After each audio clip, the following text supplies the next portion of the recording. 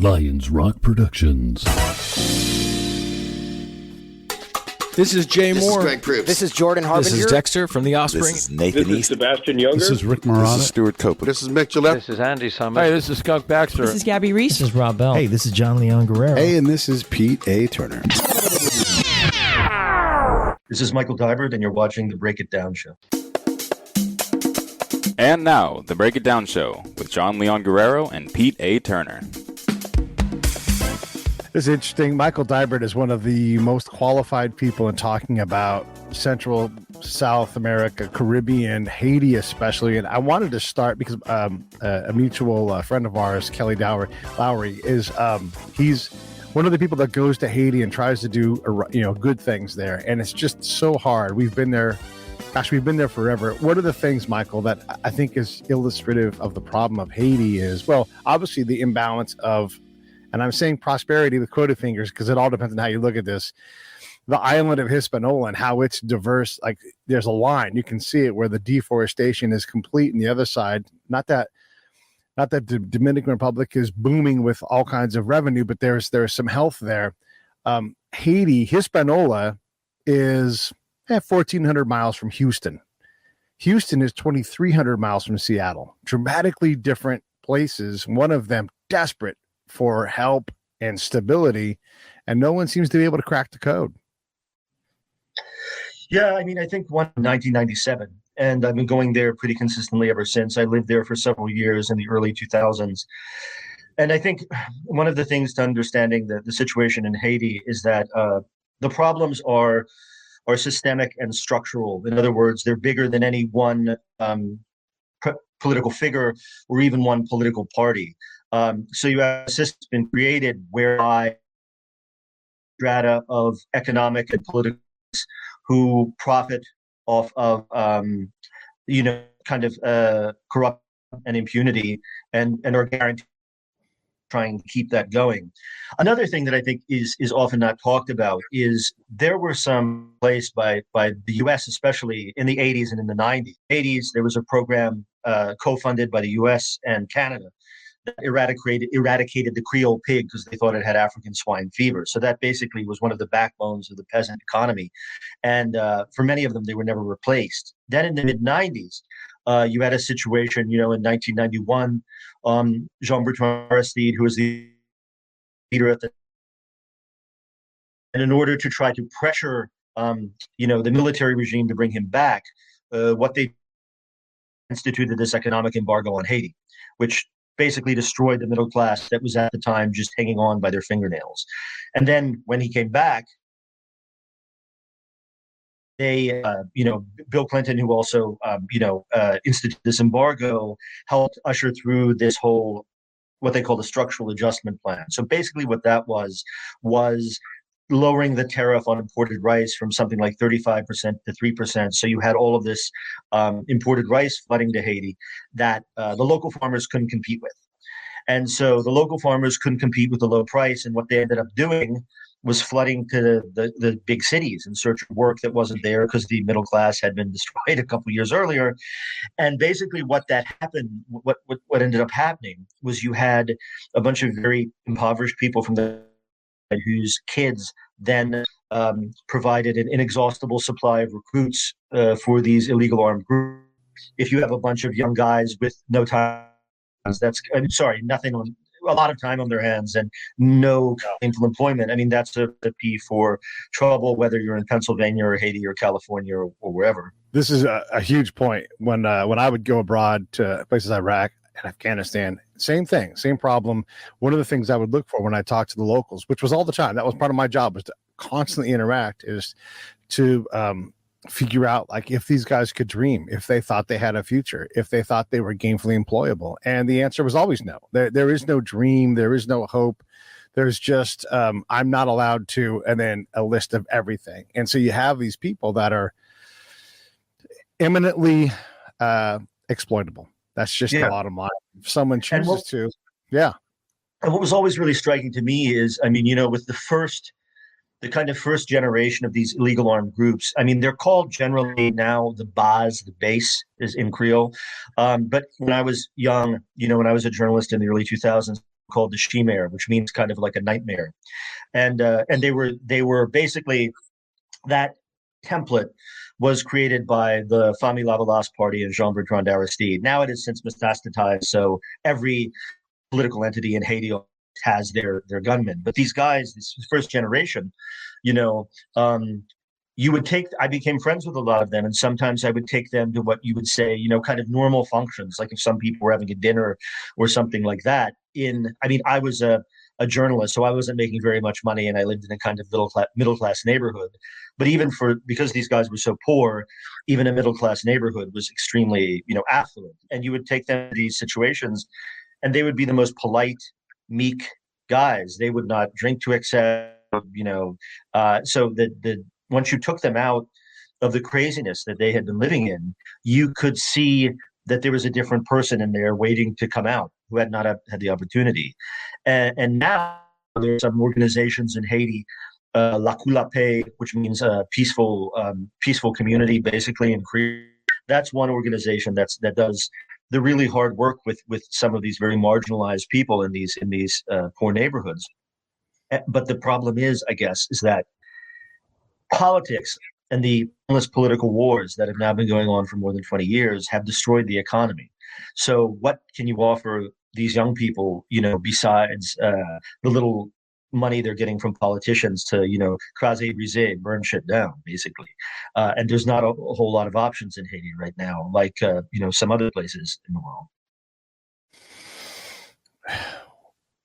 One of the things that we often say when it's so hard to discuss this stuff because it's so complex, and I'm trying to make sure we tease it out, because I've been to unstable areas where we're doing our damnedest to try to help, right? And there's just this repeating problem that I've noticed, and I'm writing about it now in a book, trying to explain something that's very hard to explain. We go with the best intentions and we'll say that is a corrupt place. However, we are the corruption. We are the corruptors. So chicken and egg. You know, was it corrupt? Is it corrupt because there's not enough stuff there? Is it corrupt because the people are corrupt? Are people who were corrupt uncorruptible? And then is it possible to do any of that if we're there constantly just pushing corruption into the system, you know? Yeah. And I mean, I think also, you know, especially, I mean, in Haiti, they have, there's a famous phrase that gets repeated, that it's the Republic of NGOs, you know, and I mean, you have these big organizations that come in with these huge budgets, and they're in these mansions and things like that. And some of them, you know, have really good intentions and really care and really want to help the people. And you have other, you know, usually in the upper echelons. I mean, there's you know, I have a story of a friend of mine who was having drinks with one of the heads of one of the big international organizations, not even an NGO. And this guy turns to him and said, poverty has been very good to me. So, I mean, how about the cynicism of that? And I think, you know, whether it's in Haiti or whether it's in Iraq or whether it's somewhere like that, the most revolutionary thing you can do is strengthen an institution. So if you have a strong and independent judiciary, if you have a professional, non-political police force, that stuff means a lot of getting the people to believe that they're, you know, that there's a government there rather than just a regime, if that makes sense. Yeah. The problem is with that is there are regimes there, and they come and they cut the head off of the institutional snake quite frequently, whether it's a police chief or, you know, I mean, getting robbed at gunpoint and left for dead or dead is a common thing that happens to people that have too much influence and power for the system. It almost drags itself down. Well, I mean, look at the absurdity of the situation in Haiti now. Okay, the president was murdered in July of last year, and the guy who's currently serving as the interim prime minister, with you know, the blessing of the United States and the international community, as far as I can tell, I mean, his phone was burning up with calls back and forth between one of the alleged masterminds of the killing the day of, you know. And like, if you're a Haitian and you're looking at the international community backing this guy, why would you have faith in them? I wouldn't. I mean, you know, and that's just one of the most brazen examples. But I kind of, you know, when they talk about stability, that seems, I mean, having a potential assassin as the prime minister running the country doesn't seem particularly stable to me.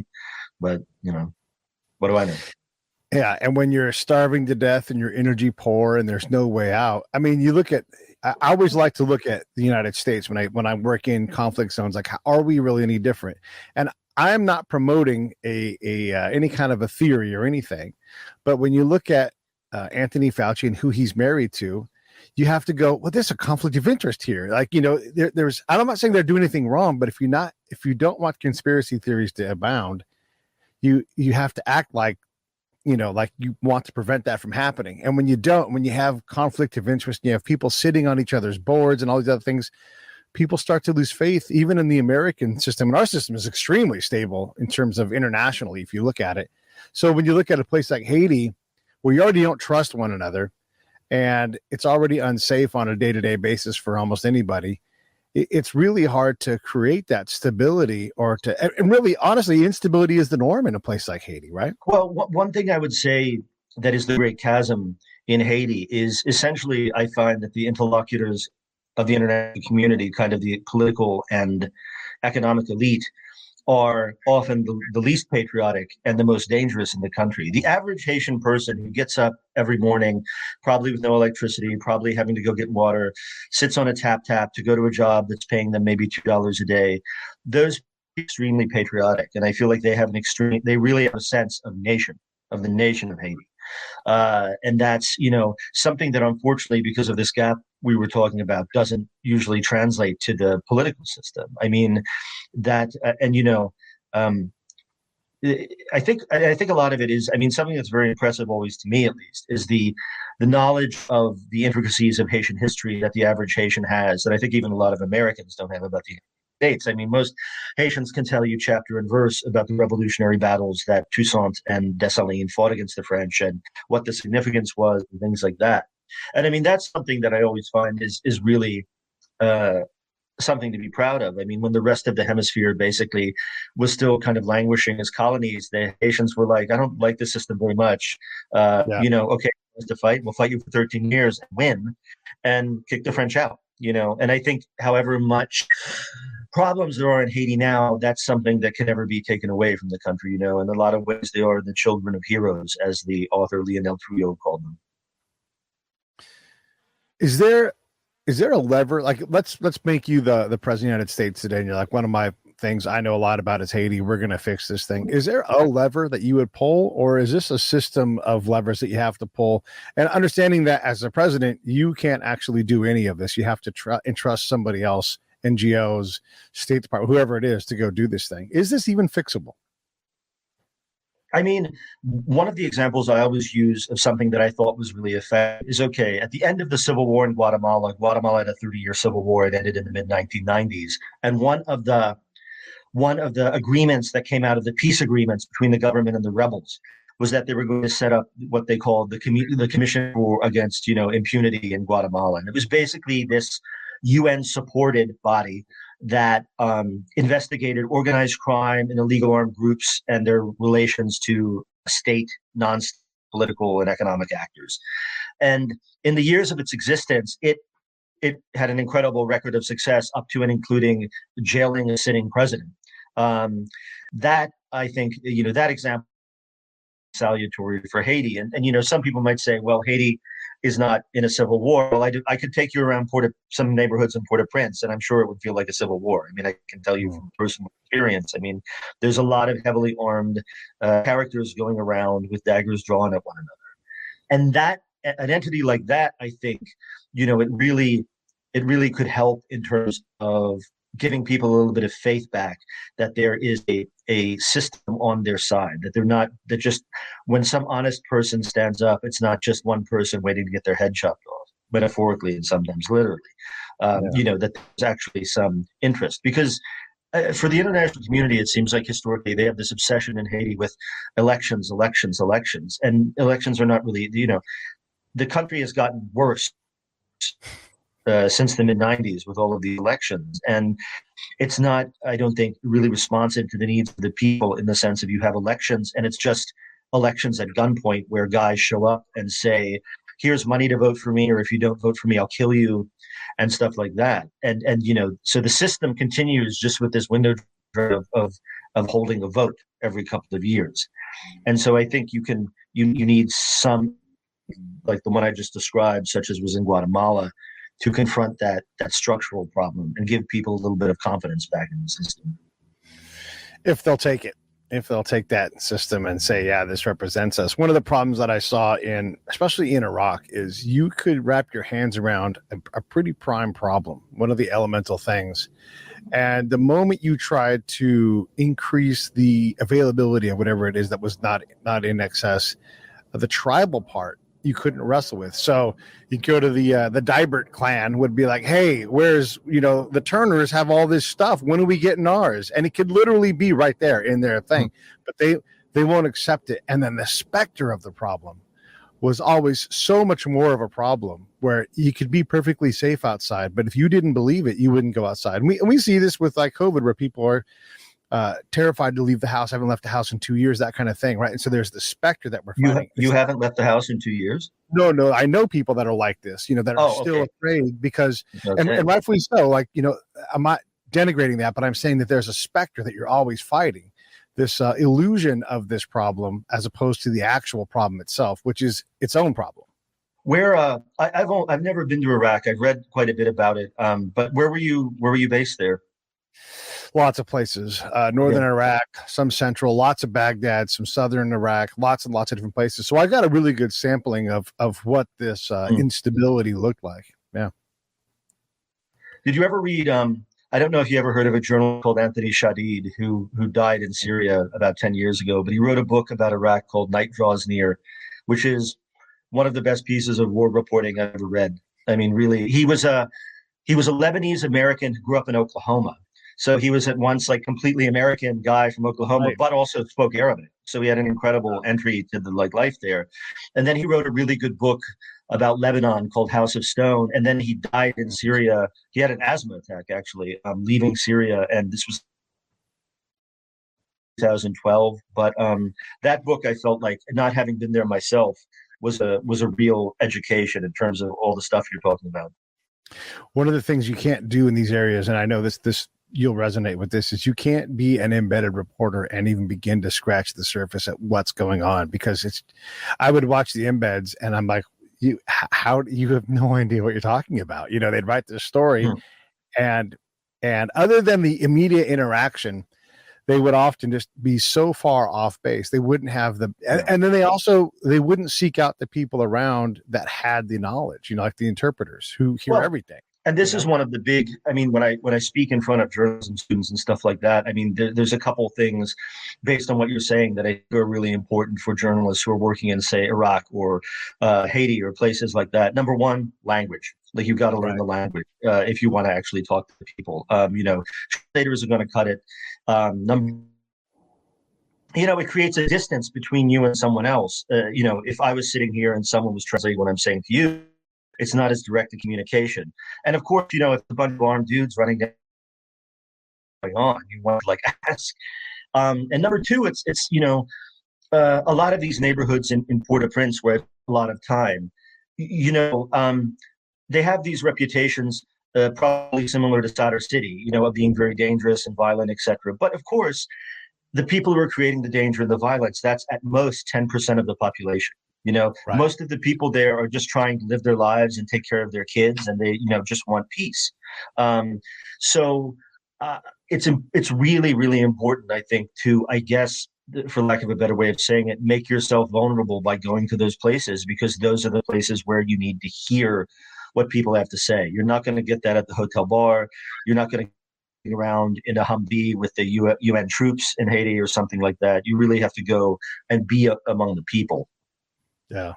And that means a considerable amount of what I would call miscomfort, because these people live this way, right? And so when I come all kitted up and with the platoon, I'm in a spaceship bubbling into an area. I'm not really getting what they are. It takes a lot more than that. And you have to be willing to, like, if some lady can sit on a street corner and have chai with her girlfriends or whatever it is, then you have to be willing to expose yourself to that same level of danger to have any chance of relating with them. Otherwise, it's just not possible. And I'm saying ladies and having chai, that doesn't happen very much in the Middle East, at least where I was. But whatever that thing is, you go to the barber shop, You don't have a bunch of armor on and helmets and guns. You go in there and you like take your stuff off. You're like, hey, pardon me while I put my crap down and just be a regular dude. And you get a haircut and you hang out and you listen to these guys talk.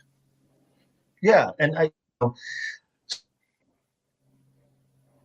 list occur during those kind of what you would call maybe downtime, not when you're actually formally interviewing somebody. But there's been lots of times when I've been sitting, for example, in Cité Soleil, talking to my friends, having a beer outside at a little shebang, as they would call them in sub-Saharan Africa, a little informal bar, chatting, discussing what's going on. And you'll learn, incredible details about life on these places. And, I always say that when I was living in Haiti in the early Reuters, but I wasn't paid enough to buy a car, which pissed me off at the time. But what it meant was I had taxis and what they call tap-taps, these communal camionettes everywhere. And that turned out to be number one for my Creole at the time, a dude who looks like me getting into a big public transportation. I was just an object of curiosity. People were like, hey, what's your story, man? So I could talk to people, but you would also be able to hear the kind of general discourse of people. What were they complaining about? Was the price of rice too high? Did they think the government was corrupt? Did they think they were good? Were they going to carnival, or was it too? And that, for me, that's, as a journalist, that's the information you really need. Yeah, I can't. I just want to like push the like button over and over and over again. So I was basically a spy, which in effect is a reporter, and I'm trying to find out what's going on in the community. And so I want to do that sometimes just through observation. I just want to hear what's normal and what the vibe is. And by just listening a lot more than I talk, I'm going to find things out. And by being interesting and by being curious of what's important to them, one of my favorite questions to ask someone in a conflict zone is what's your opinion, of whatever it is. And then you just start to gather these opinions, and that stuff is gold, because the guy might be pissed off that day. The guy might be in a great mood. He might lie, whatever. But when you continue to ask that question and empower that person to tell you what they think, oh my God, I would learn so much stuff from that. Mm. Yeah. And I mean, that's certainly, we're focusing on Haiti specifically at the moment. It was also my experience in Congo and Mexico and Guatemala, Brazil, some of these other places I worked, Kashmir, between India and Pakistan as well. And it's one thing that I think has been difficult is in the last 20 years, there has been a diminution of foreign reporting, in the sense of some places, like, for example, in the early 2000s, sometimes I would string, in other words, like work informally, send an article from time to time to like New York Newsday. And at the time I was working with them, I think they had eight foreign bureaus. Now they have none. And so, and it's places like that, places like Haiti or Iraq, you can't just show up and know what's going on. You need to like really kind of commit. And I think nowadays, you have a situation where young journalists they're in a much more tenuous situation than I probably was when I was in my 20s, and makes, the pressures on them is more, and it makes their reporting more difficult. Yeah, there's a lot to be said about that, and the challenges of operating safely. I mean, if you belong to a bureau, there is something looking out for you if something happens. Someone to check in with, someone, just someone who maybe has a kidnap and ransom policy, on you. But nowadays, it's much more freelance, and the editorial part. I often see stories in areas that I know, and I'm like, they just have no idea what they're talking about. Yeah. And I wonder, like, if we've also lost that bureau chief kind of thing, where they're like, hey, you're not putting this in our paper. Like, this is not anywhere near right. What are your thoughts on that? Like, that expertise, that resident knowledge, that also, you can send someone there, but like you said, they're completely unprovisioned. Yeah. And just as I said, you develop about a place over a sustained period that you can't have just jetting in and out of there. It's just understanding a country and reporting on a country properly. It's a whole range of things. It's not just focusing on like the politics of the day. It's also the culture. It's the economy. It's the way different parts of town interact with one another. one thing that's common in a lot of places in the world, for example, is you see a lot of places that think, okay, the capital city is sucking up all the money and all the advantages, and here we are out in the hinterlands getting screwed, and nothing changes for us. And there's a and also I would say the politics of resentment can be very powerful. Like Nayib, who's the president of El Salvador right now, who was elected 2 years ago, interviewed him when he was mayor of San Salvador, the capital, about, I guess now 4 years ago.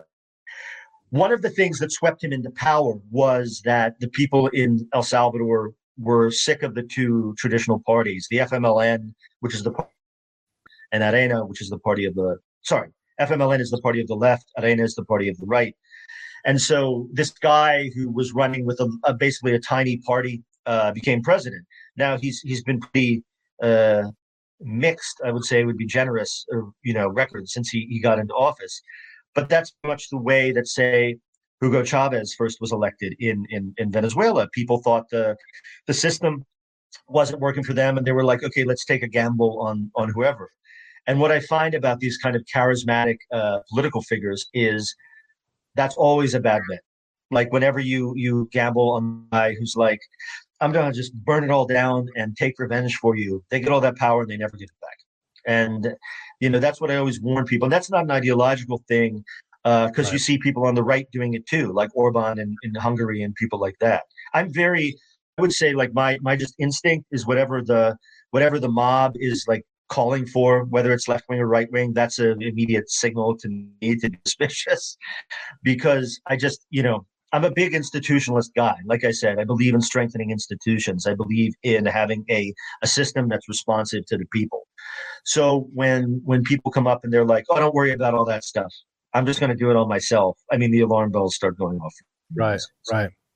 One of the things about our ability to stabilize as a nation was we had things like the post office that could provide some sense of national existence to someone as remote as can be.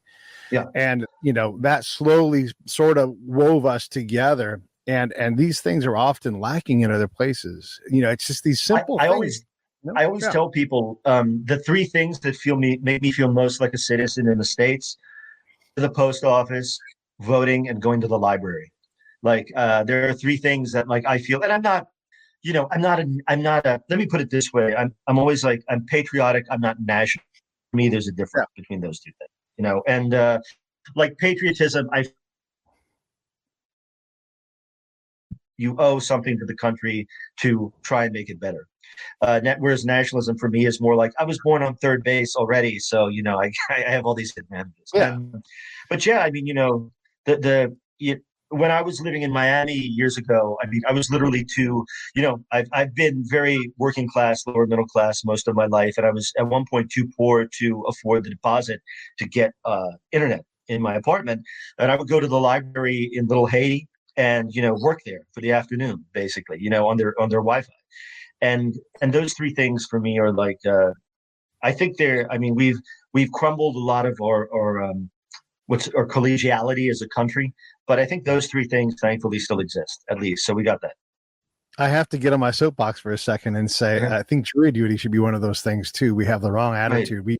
We push voting, and it's of the civic duties, it's probably the least important. Sitting on a jury and allowing us to judge us as opposed to some bureaucrat or somebody else, I think is one of the most important responsibilities we can. And this is our government. We should be involved in it beyond jury duty. We should be, strengthening institutions through our actions. And we don't realize how, when you see it not work somewhere else, you're like, oh my God, we really got to, we have to step forward and be on this committee or volunteer in this group to whatever it is so that you can, voting once every couple of years is nothing. You go sit on a committee, you vote every time you guys meet multiple times, and it's like you want to vote and get in front of something. Yeah.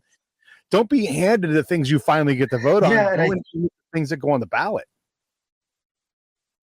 Yeah. Yeah. And I think also, echoing what I said before and what you're saying now, I'm a big proponent of people feel like they have a responsibility to their society. That not that necessarily like, because it's one criticism I have of both the left and the right in the United States is on various issues. There's this idea of my rights, and it's like, okay, we all have rights. But what about responsibilities? We all as citizens have responsibilities too, not just abandon, our neighbors. So, I mean, I don't know, how in the kind of my writing or whatever you went in. I piss off both the left wing and the right wing all the time. That's why I like you. And I'm fine with it, basically. So, Yeah, for sure. And that's sort of your job, is to be like, this is where the bullshit is, but I know enough from seeing enough that I know that it's on both sides. This is not nobody has the solution exclusively. This is going to require, and this is one of my big things in general, is if you can't build consensus, you can't lead. And that's at a national level or a county level. So you have to try to figure out ways to build consensus with people so you can get more than 51% of you to go, that's actually what we're going to do. Because if you can't, the argument must continue until you can say enough is enough. We're going in this direction. Yeah, and it's interesting. I mean, because where I'm from in Pennsylvania is an area called Lancaster County, which is kind of between Philly and Baltimore. I don't know if you've ever been here, but sure.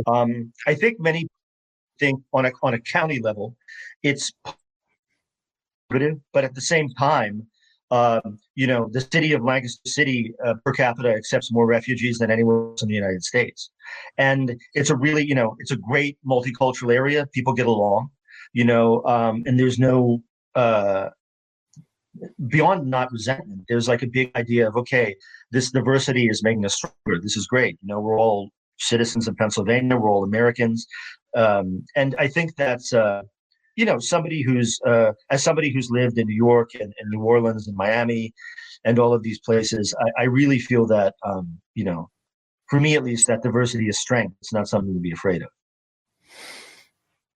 I'm going to push you back on that a little bit, just because I think there's room to work with here, and I think we'll agree in principle on these things. Diversity is great. Diversity for the sake of diversity becomes the antonym of unity. And so you need to be able to balance the diversity with that unity you talked about in Lancaster County, and that takes work. That takes effort. Like, hey, how do we not inculcate, but include these people into our world to not only get the benefit of their presence, but also, have them feel welcomed into our community. It's easy to just continue to divide, but then you end up with a tribal society that there's never enough for anybody, because everybody's out to get everybody else because nobody gets enough. But that's the thing that I always particularly liked about the United States is like anyone can become an American. Like there is no, I totally reject this whole blood and soil. Like I'm from, because, I mean, my relatives were like French and German, I don't know, 200 years ago who came over here. So, and compared to Native Americans, I'm a new arrival too, and I think that's, that's something that we have thus far been able to avoid in a way that, some nations in Europe have not, for example. I mean, you have I don't know if you were ever in the Balkans when you were in the service, but, you have that discourse that goes on there, like, well, this village is Serbian and this village is Croatian and whatever. And I always like the idea of, hey, if you come here and you play fair and you pay your taxes, fine by me. What church you worship at or don't worship at, I don't care, where you come from. And that's something that, like, I wish was highlighted a little bit more, maybe in our discourse in the States. For sure. And I think it's using the United States as a compare and contrast so we can see our own challenges with this diversity and unity and, equity and all these things that we talk about today. We're pretty damn good at it overall. You don't got to go very far out of our country to find problems with that. South America, Central America, they struggle quite a bit with a lot of these kind of problems, figuring out how to regulate themselves. And I'll just say this in general, and this is my view from talking to a lot of folks at work and look back at the U.S., we create a lot of these problems. Okay, we import a lot of drugs. That creates a clientele base and a business base, and that business base has, tiers off of it. We also export things like guns and all kinds. So we create these problems with our our power, our wealth, our consumption, we create these businesses that have to exist, but create instability problems. And we'd like to offshore instability if at all possible. Well, yeah, and I mean, I wrote a book in 2014 that was a history of the Cartel de Gulf, of the Gulf Cartel in Mexico. And I said in that book, okay, everybody says Mexico is a drug problem, but we provide the market, we sell them the guns, and we launder the money in our banks. So I think we have a drug problem too. You know, I mean, it's not like if no one here was buying huge amounts of narcotics, there would be no cartels because there'd be no profit margin. Well, they'd be doing something else. And that's why, you know, and I mean, quite frankly, you know, it is a really hard job in Mexico to be an honest because of the political system. And, you know, I always point stuff like this out. It's not also just in Mexico. I mean, in Texas, corruption. And one thing that always blows my mind is that, you know, Rick Perry, who was the governor of Texas, was really good friends with Thomas Yarrington, who was the governor of Tamaulipas, which is right across the Rio Grande from like McAllen and Brownsville, Texas. And Thomas Yarrington was, you know, famously like not just getting kickbacks from the Gulf Cartel, but was basically like a boss of the Gulf Cartel. And, you know, if I knew that as a journalist working at the time, I'm sure the governor of Texas had some idea about it. And you have this situation where if you're going to be an honest, I mean, it's putting a target on your head to do that in Mexico. And it's sad because what was viewed as maybe 15 years ago, you would have a big killing and, you know, that would be shocking news in Mexico. Like, oh my God, I can't believe they killed those 10 people in Zacatecas or whatever. Now that shit happens every week. And it's not even, you know, when was the last time you read about one of those killings in the English language press? Doesn't make big news, you know, and we've almost normalized our complicity in that killing, you know. And I always tell people, like, you know, I mean, God knows I've been no angel in my life, and I don't claim to be, but I tell people, you know, when you're snorting a line of coke, you're basically snorting dead babies, man. You know, and if you saw what I saw in Tamaulipas and Ciudad Juarez and places like that, you would not do it because the cost is too terrible. Yeah, yeah. And just want to take a moment for everybody to direct you over to michaeldeibert's.com website. So it's just Michael Deibert, or you can spell it Deibert. So EI, that's the important part, michaeldeibert's.com. Books, all kinds of things there, and just fascinating. And Michael's been all over the world. If you're going to support the Break It Down Show, go to breakitdownshow.com, click on the PayPal link, and just between you and me, put a little bit of money in each month, and I'll put that money back into the show, whether it's equipment or a tank of gas and I hit the road. That's how you guys can support me. A lot of folks say, hey, why don't you use Patreon? I'll tell you why not. I don't need Patreon. I need you. They take a cut of that money. They, you know, then you got to push people to pay. I want you right here where we are having this conversation. And so that's how you can support me. All right. With that said, these are big things. One of the things that I talked to a drug trafficker recently, and he said the perception of our loss of religion makes us targetable in Mexico. So because we have all this sloth and all of these primal sins available, and then we've largely gone no religion, at least externally, that's the view. It's okay to send us fentanyl. And they don't care because, you know, hey, we deserve the pain that we're causing ourselves, and so no one's going to stop it. And that really struck me because we can appear to be. I mean, look, I've been in places where they have theocracies, and they are definitely a lot more conservative than we are. Do you think, does that resonate with you? Is our separation that we start to get further and further away from a religious body? Does that create danger for us? I mean, no, I've never heard a narco talk in those kind of terms. It's more they want money, you know, yeah. And they don't really think about the whole they deserve fentanyl or whatever. It's just like fentanyl is making me money. My grandfather actually was a Lutheran minister he spent many years in Argentina and Puerto Rico and then New York, and then came back to Pennsylvania. So, you know, it's funny. I mean, he was an interesting guy because he was obviously, he was a Lutheran minister. So he obviously had a very close relationship with God. But at the same time, he was not, how can I say it? He did not try to impose his religious belief on people, you know, aside from preaching every Sunday or I think, again, going back to like systemic and structural problems, I think the fact that, there is such a level of impunity in Mexico, especially, not just in Mexico either. The outgoing president of Honduras, his brother was arrested for being a major narco, and there were a whole bunch of things that were tying the president of Honduras to his brother. And so, it's a level. And Andres Manuel López Obrador, who's the president of Mexico now, I found city and was extremely skeptical of him. And when he was elected a couple of years ago, he portrayed himself as this, I'm a very progressive leftist. All of these people who weren't familiar with his background, who were left wing, were basically like, "Oh yeah, AMLO," and I'm like, "You're going to regret that." And now, women are getting killed left and right, journalists are getting killed left and right. And his explanation at his press conference, he's like, "It's a neoliberal plot to make me look bad," And I'm like, some reporter in Tijuana or Veracruz just got gunned down. I think it's all about you.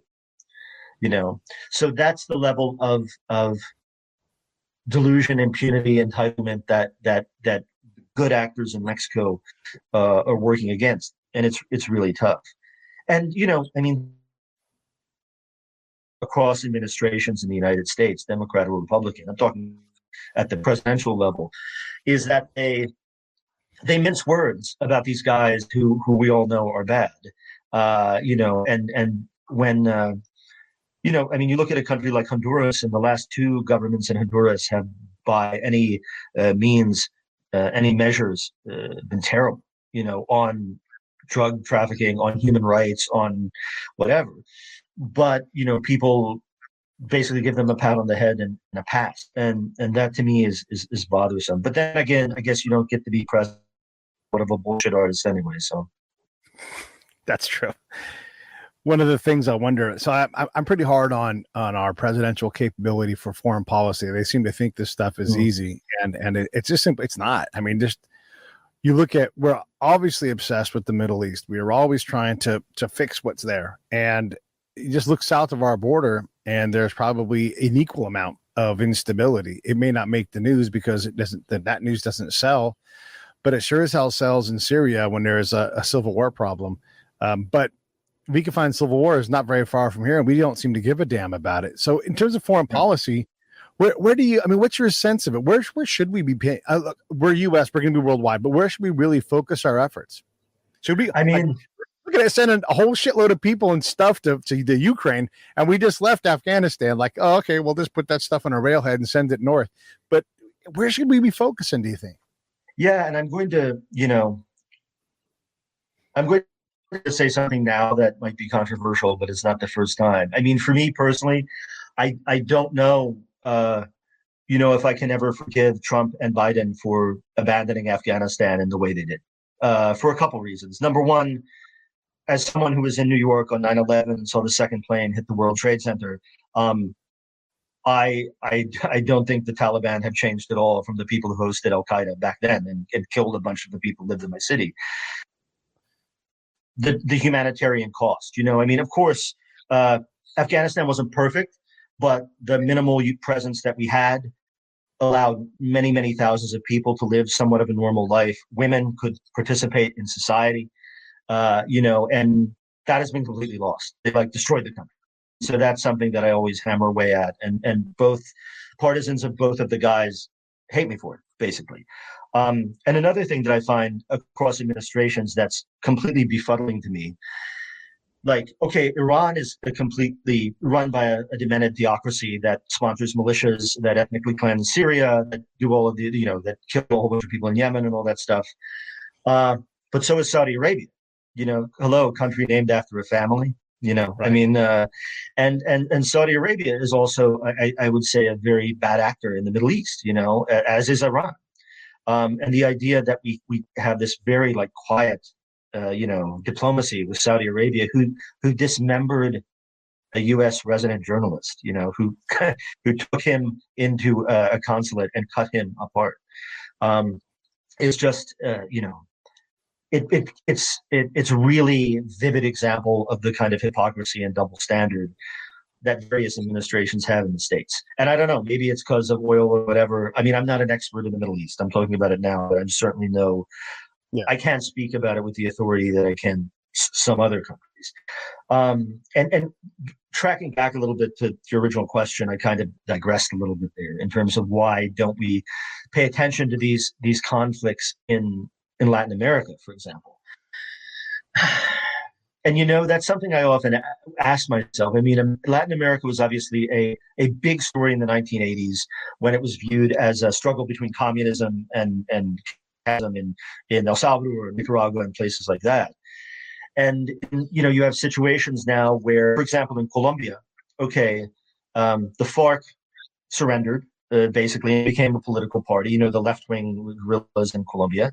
You still have the ELN, which is another organization around. You don't have the huge, big narcos like Pablo Escobar and the Cali Cartel, but what you do have is smaller groups with connections to political actors in Colombia that are still moving a lot of drugs. And, I guess one of the reasons is that's story. To have to go into the whole nitty gritty of the dynamics of Colombian politics and things like that, it's not as easy as just being like, oh, there's this one guy who's like a billionaire who's in Forbes and he's running the whole show. But I don't think, to your average Colombian, although certainly it's good that you can drive from Medellin to Bogota now and not get kidnapped by the FARC, there's still a tremendous amount of violence in more rural areas mostly, but also sometimes in cities like Cali, sometimes in Medellin. And I think, we've become so, as a society, we have a very, everyone's glued to their phones. They want instant gratification. They want the dopamine rush from getting likes on Twitter or Facebook or Instagram or whatever. And people don't really want to put in the work to understand those complicated problems. And, as a journalist, it can be frustrating because to me, but a lot of society doesn't seem to think it is so much. As you describe all this stuff, and I think about, I got really, really good at war and doing the spy thing. So I would come back in from being out in the field, and you have to stay connected to the American side because I've got to transmit all this reality to them in a way that they can accept it. And so that involves having their trust. And just because I've got the uniform on doesn't mean that anybody is going to give me the time of day. So you've got to balance the here and there when you deal with instability zones. And the other part of this thing that's interesting, and I think as a reporter, you're going to go out to a place. So they would ask me like, hey, we want you to go to Village 15 and figure out what's going on over there. Can you tell us the answer by, I don't know, tomorrow? And you're like, no, I can't. There's no way to do that. Not only can I not do it, you don't realize how preposterous that is. Like I cannot go in a week and get you these answers. I'm not magic. The reason why I know this is because I've done nonstop work. I've talked to a ton of people. I've thought. So this stuff for me I begin to understand in 3 weeks, and I have an area where I build trust and I'm introduced to other people outside of where I could ever find, at about 3 to 6 months, those things start to happen where I start to be a valuable person in the community and they kind of trade me off. 3 to 6 months. If I'm a reporter and I'm going to go work somewhere for 3 to 6 months and I come back and I have to sell the story and I'm selling it for $12,000. That's not a living. And I don't know what reporters get paid for a story like that where you go out and do it, but that seems untenable. I mean, especially for a young kid who's like, I have to eat, Yeah. Well, I mean, they get paid a lot less than $12,000. I can tell you that, right. Unfortunately. And that's one of the pieces of advice I give sometimes to young journalists. I mean, there are kind of two routes you can go. You can get a route in a newsroom, sitting at a desk, that will probably be more financially secure. You're probably not making that much money, but you probably have health insurance and benefits and things like that. Or if you really want to be out in the field and if you want to be a storyteller more than a journalist per se, pick somewhere that's interesting to you, where there's not a whole bunch of other journalists.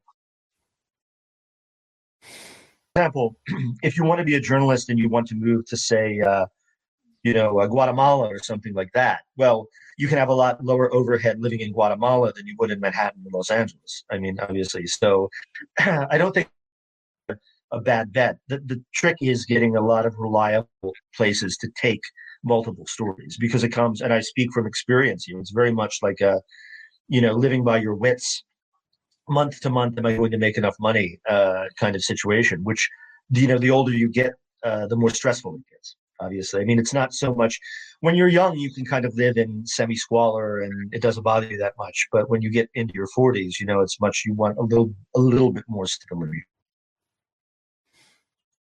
Yeah, and that makes it really hard to know an area, to get accurate reporting, to actually have someone who cares about the struggles of Ecuador, for example. Like, hey, can I even sell this story? And when I sell it, like you said, it's not $10,000. And so it takes you months and months. That means you've got to constantly be selling stories. And again, if you're not here in the States, you've got to have advocates who are like, hey, we're going to buy Michael's story no matter what, because he's doing good work. And we want the whole body of it over time. But that patronage is tough to find if you're a reporter, and that makes it tough for us to even understand what's going on. I mean, you probably could employ 1 million reporters and send them all over the earth and find stories that shock us, except for that there's no money in it. Yeah, and I think even when you get to kind of staff reporters who are reporters with major publications, to me it's really unfair to to have someone in Mexico and be like, okay, you're responsible for covering all of Central America and the entire Caribbean. I mean, that's not possible. I mean, it's not possible to stay up to speed on all of those countries. So yeah, I mean, it's and I feel also like at this moment in time, we need to be more informed about the world than ever before. I mean, it's amazing too. There's a place in the misinformation universe of social media where the far left and the far right touch. They become like extremely pro Russia, pro Putin, and I'm like, I ask both sides. Okay, when I was growing up, I'm 48 years old now. the GOP, the Republicans, were the most skeptical of Russia's intention. They were very much like, okay, we have to be on guard. Mr. Gorbachev, tear down this wall, all this stuff, all of which I agree with. And, the left were very much like, okay, human rights are important. Those things are important. So none of those things are represented by Putin's Russia. It certainly isn't a human rights paradise. And they certainly, I don't think, have the best interests of the United States at heart. But to see these two extremes basically start cheerleading for this like 5'6" dictator ex KGB FSB guy is really, that shows, I think, the powerful. What was Mark Twain's saying? Like, a lie travels halfway around the world while the truth is still putting on its socks. Right. Yeah. That's exactly. You really see that. And another place. If I'm not over talking too much, another.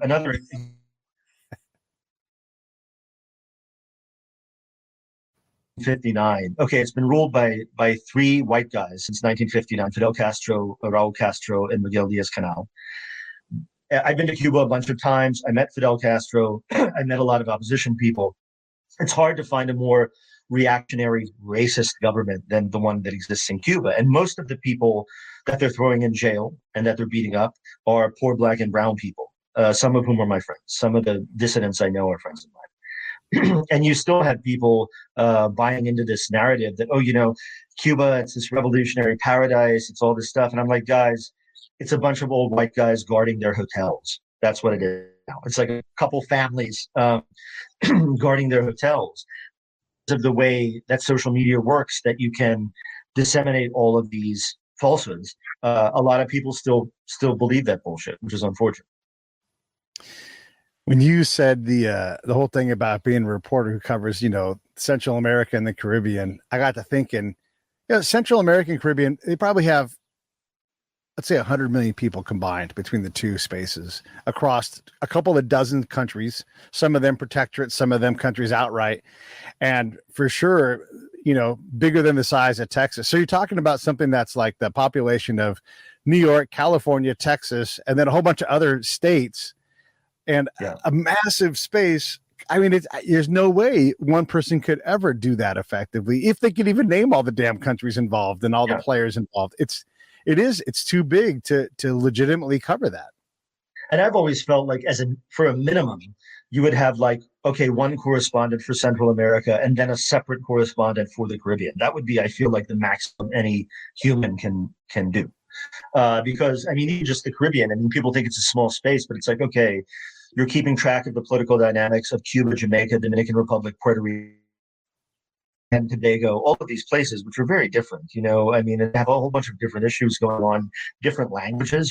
Just covering that, you're talking about 3 different languages, for example. And when you get into and then there's the whole, like, the Lesser Antilles, as they call them, Barbados, St. Vincent, places like that.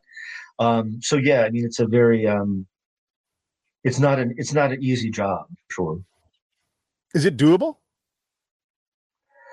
Yeah, I mean, I think if one thing that I think is really important is, I always urge reporters to do this, is you can't just base your work on kind of a collection of recent articles. You got to read the history. You got to read the fiction. I mean, oftentimes, the fiction of countries can tell you every bit as much about it in the national character as any kind of book of history you're going to read.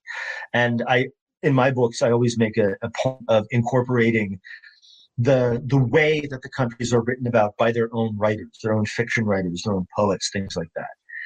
And, I mean, I don't know if that interests a lot of people sometimes because it's a lot of work, but I think it's really key. I mean, I would not be able to have whatever understanding of Haiti I have if I hadn't read Jacques-Stephen Alexis, Lionel Trouillot, authors like that who taught me a whole lot about the perception of the country from within Haiti itself.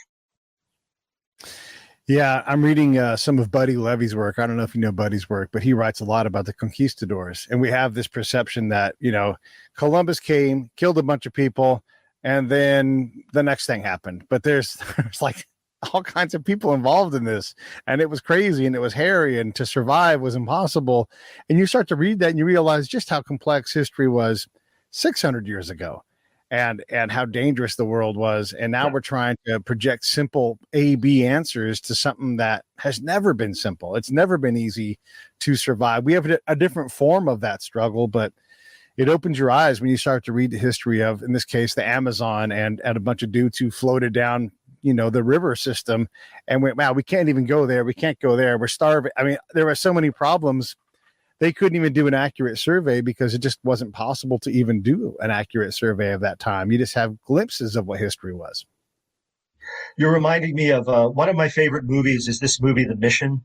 I don't know if you've ever seen it, with Robert De Niro so it's about the kind of, these priests basically in the Amazon in the whenever it was, but I think it's from like maybe 1985 or 1986, but it's it discusses a lot of the stuff that you're talking about. It's really worth watching if you have a chance. Yeah, it definitely gives you a sense of things. All right, so I don't want to keep you all day, and it's been fascinating talking to you, and I can't wait to have you back on. Maybe, I don't know if you know Todd Bensman's work, but he's another guy I'd love to have you guys on together because you've covered stuff south of the border so well. But just in terms of Haiti, what do you want to close with in telling us about it? Because we just often, until something else horrible happens there, which is imminent, we forget that Haiti even exists. It kind of bugs me. Haiti is a nation composed of incredibly heroic people who are fighting every day for survival that I think many Americans can hardly comprehend. And I think, it's really important that we support them in that struggle. We can support them. We can't replace them. They need allies. They don't need replacements. And I think, we need to see how we can help them fight against this system of impunity that has damaged the country so much. And also, it's an amazing place. People get a chance to visit there. It's in terms of cuisine, music, literature, art. The beaches are great. The mountains are amazing. Go for it, I would say. Cool. And then everybody should go to michaeldeibert.com, and that's where all the stuff is, the books, the articles, everything is available there. Hey, man, I really appreciate you coming on. Let me roll this thing. Stand by.